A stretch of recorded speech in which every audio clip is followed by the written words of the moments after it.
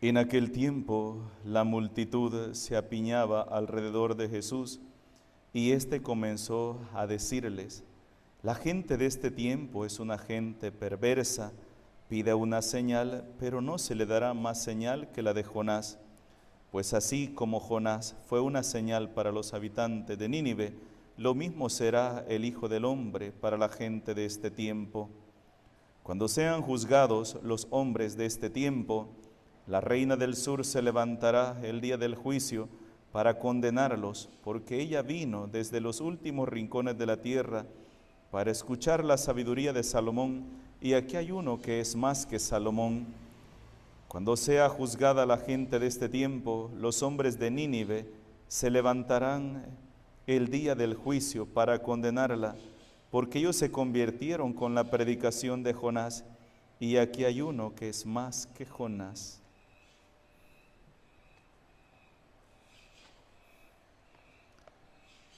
Palabra del Señor.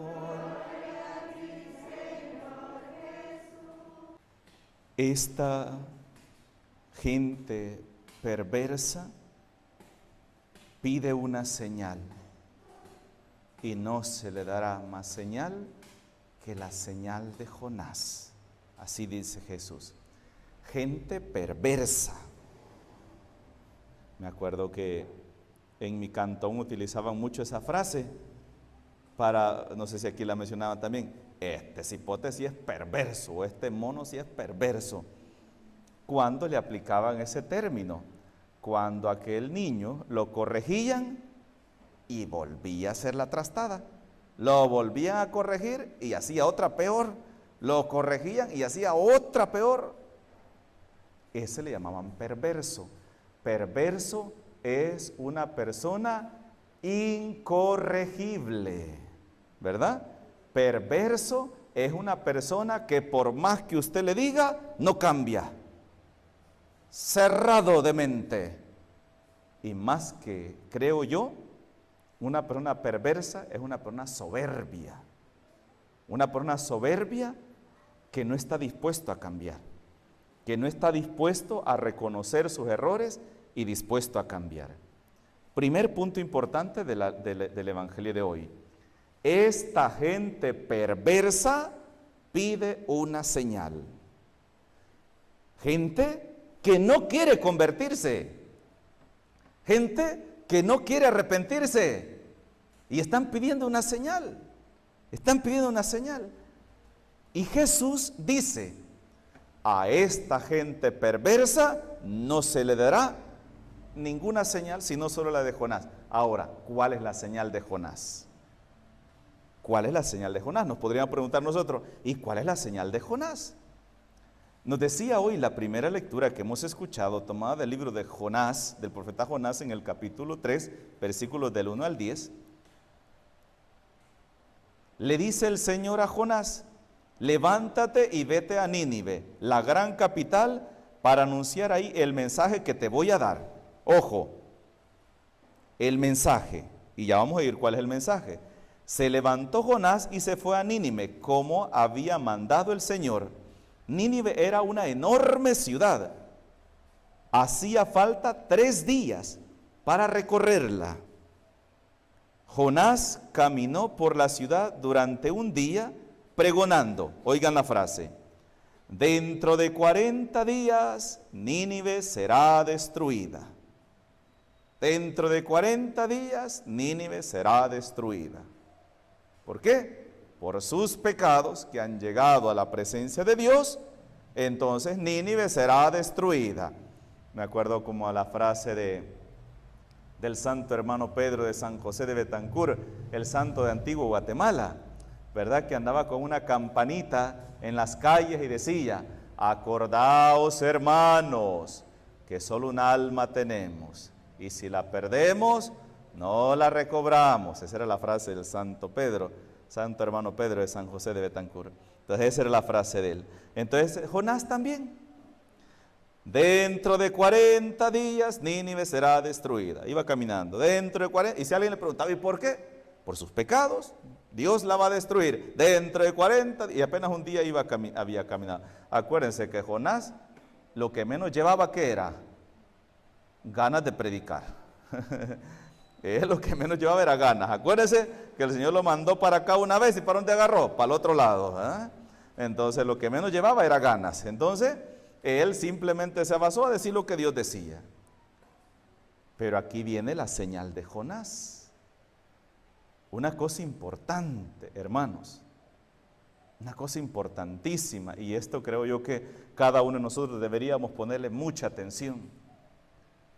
¿Cuál es la diferencia entre aquel pueblo y este pueblo que Jesús está hablando? Jonás solamente dijo, dentro de 40 días Nínive será destruida porque sus pecados son muy grandes.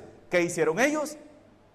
Es verdad, es verdad, es verdad, nuestro pecado es grande.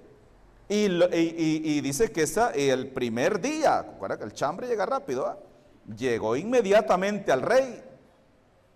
Y el rey inmediatamente, él mismo, se vistió de saco, se puso un saco de mezcal y se tiró ceniza sobre su cuerpo y decretó ayuno, desde el más grande hasta el más chiquito, hasta los animales que ayunaran. Ellos fueron capaces de reconocer y decir, este hombre está diciendo que nuestros pecados son grandes y que han llegado ante la mirada de Dios y Dios por eso nos va a destruir. ¿Es mentira lo que está diciendo? No, no es mentira, es verdad. Miren las muertes que hay aquí, las injusticias, robos, miren esto, miren otro. Dice que era una ciudad grande. ¿Es cierto? Pues yo soy la autoridad y ahora se va a cumplir esta ley. Todos, hasta los animales, ayuno. Y dice que Dios, cuando vio la actitud de Nínive y el arrepentimiento de Nínive, Dios no la destruyó. Ahora Jesús habla de una gente perversa. Jonás obró milagros, sanó enfermos, resucitó muertos, nada. ¿Y Jesús?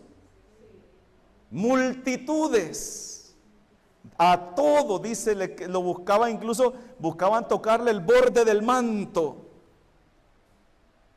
¿Y qué le dice esta gente perversa? Danos una señal para creer. ¿Y eran pecadores? Sí. ¿Y qué era lo que más cólera les daba? Cuando Jesús les decía, de esto tienen que arrepentirse, esto es pecado, esto es lo que ofende a Dios, esto. ¿Dan una señal para creer que vos sos el Hijo de Dios? ¿Qué significa?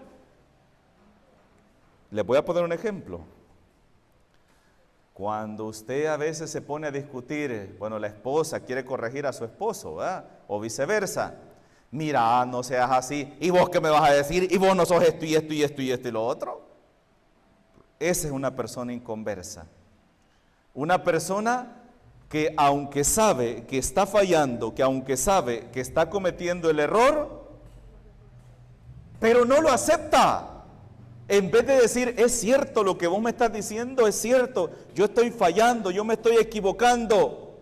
¿Qué es lo que hace? Y vos no sos igual, pues. Y vos no te acordás lo que hiciste la vez pasada. Y vos no te acordás de esto y no te acordás del otro. Esa es una persona perversa. Una persona que por más que usted intente corregirla, esa persona es incapaz de aceptar que está actuando mal. Y como esa, ay hermanitos, miren, yo a veces me pongo a pensar y digo, ¿qué gente de Israel? Hay gente que dice, el pueblo rebelde de Israel, el pueblo. Hermanitos, si nosotros no estamos lejos de eso también. Sí, miren, aquí estamos hablando del amor de Dios, de la caridad, de la misericordia. Solo salimos y nos estamos mordiendo unos con otros.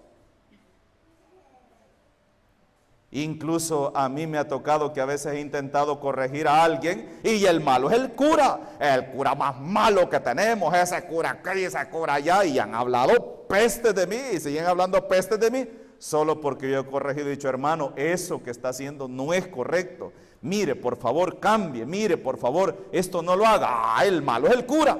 ese cura amargado, ese cura bravo, ese cura que solo sirve para matarle la fe a uno. ¿Por qué? Porque es una persona perversa, porque es una persona que no quiere cambiar, está en su pecado, está cometiendo el mal y lo que menos quiere es cambiar de vida que está.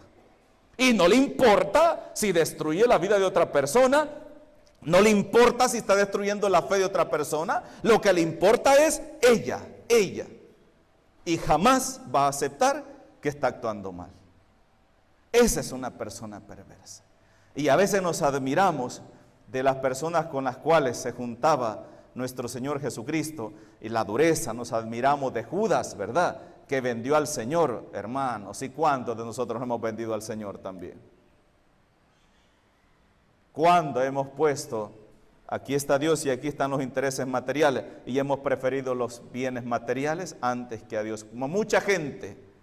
¿Y por qué no va a misa usted ni a fulanita? Porque el domingo tengo que trabajar. Mire, entro a las 5 de la mañana y salgo a las 8 de la noche, 9 de la noche. ¿Saben que una vez me dijo una señora sinvergüenza? ¿Saben qué me dijo?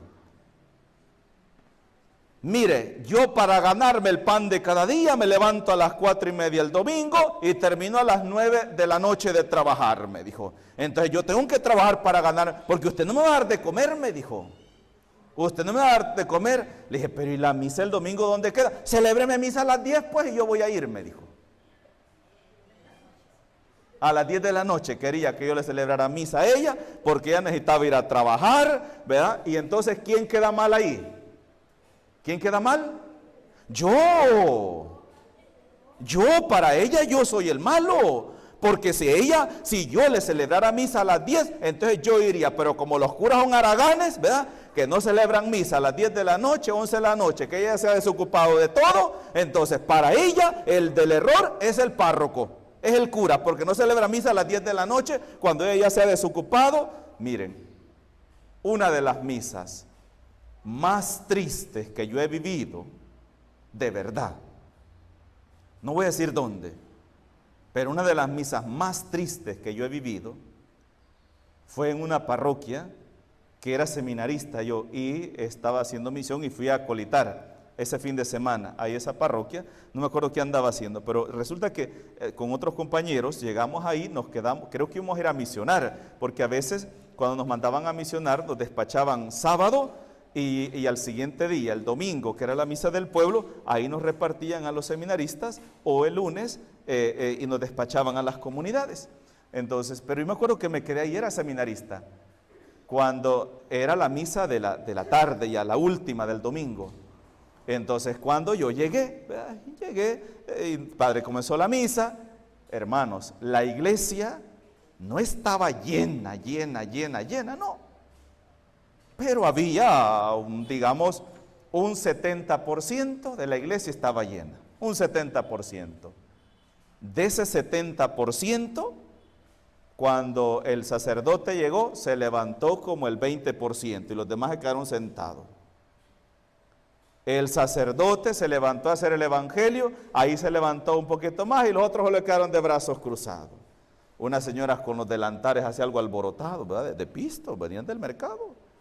Alborotados así de pisto, con los delantarotes, ¿verdad? Con pisto. Y miren, ni siquiera, mucho menos iban a arrodillar para la hora de la Santa Comunión, de la consagración. Cuando ha sido el momento de la comunión, pasó el sacerdote y yo llevé la patena, estaba colitando. Se paró el sacerdote a ver quién iba a comulgar. De repente se levantó una señora y empezó a caminar a comulgar. Cuando ésta terminó de comulgar, de repente se levantó otra y pasó a comulgar. De repente empezó a caminar una allá del fondo, comenzó a caminar otra a comulgar. Comulgarían quizás unas 6 o 7 personas en ese estilo. Y la gran mayoría, ¿qué estaba haciendo? Sentados. Me dio una tristeza tan grande, porque dije yo, ¿y qué está haciendo esta gente aquí? No, padre, es que yo tenía que ir a trabajar. O sea que para ti lo más importante es el dinero, es el trabajo. Dios queda en último, en segundo plano, cuando hay tiempo. Así es para mucha gente. Y a veces nos quejamos de Judas, ¿verdad? Judas que traicionó al Señor, pero a la hora de necesitar al Señor, si ahí estamos todos, Señor, que ayúdame aquí, que ayúdame esto, que dame aquí, que dame allá, y queremos que el Señor así, ve, al chilazo nos responda en la necesidad que le pedimos. Y si el Señor no nos responde inmediatamente lo que le estamos pidiendo, y no que Dios es bueno, pues, ¿y dónde está Dios? Y no que es misericordioso, y no que es mi Padre, mira, mi Dios no me escucha. Así somos nosotros, ¿eh? Queremos que Dios esté disponible las 24 horas del día para siempre que yo lo necesite. Pero apartar yo tiempo para Dios, no lo aparto. No lo aparto. Jesús hoy habla de esa gente que solo utilizan el nombre de Dios de dientes para afuera, pero en su corazón no está Dios. Y hermanos, eso nos puede pasar a nosotros también.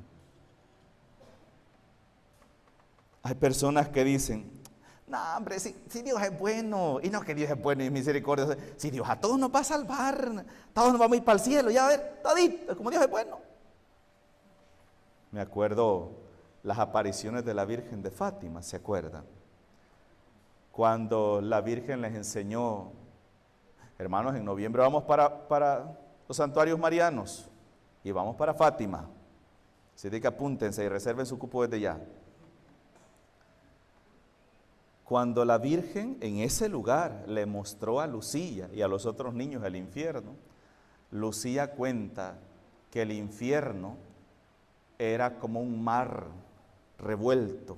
Las olas eran las almas que se estaban revolviendo en el infierno. Y decía que eran miles los que se condenaban. Miles. Ahora yo les pregunto, si Dios es bueno, si Dios es misericordioso,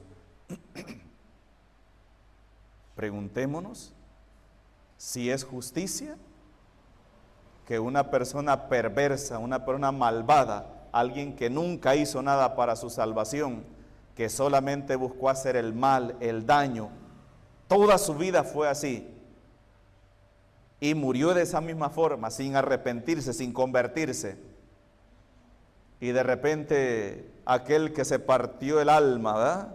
Y que luchó toda su vida por ser bueno, y de repente ya los dos en el cielo están juntitos, ¿verdad? No, esa es la mentalidad de muchos.